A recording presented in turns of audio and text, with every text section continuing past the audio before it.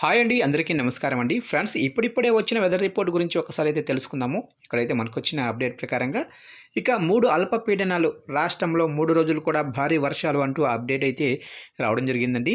అయితే ఇందుకు సంబంధించిన పూర్తి వివరాలైతే మన వీడియోలో తెలుసుకుందామండి. అంటే ఎక్కడెక్కడ ఈ వర్షాలు పడతాయి ఏంటి అనేది క్లారిటీగా తెలుసుకుందామండి. వీడియో స్కిప్ చేయకుండా చూడండి ఫ్రెండ్స్, అప్పుడే మనకి పూర్తి సమాచారం అయితే తెలుస్తుంది. ఇక లేట్ చేయకుండా వివరాల్లోకి వెళ్ళిపోదాము. ఇక తెలంగాణలో 3 అల్పపీడనాలు రానున్న 2-3 రోజుల్లో బంగాళాఖాతంలో మరో అల్పపీడనం ఏర్పడే ప్రభావం ఉందని వాతావరణ శాఖ ఉన్నతాధికారులు చెబుతున్నారు.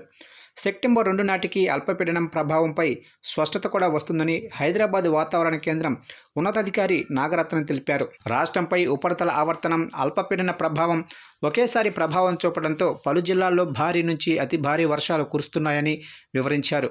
కొద్ది రోజుల్లోనే 3 అల్పపీడనాలు వరుసగా రాష్ట్రంపై ప్రభావం చూపనున్నాయని పేర్కొన్నారు.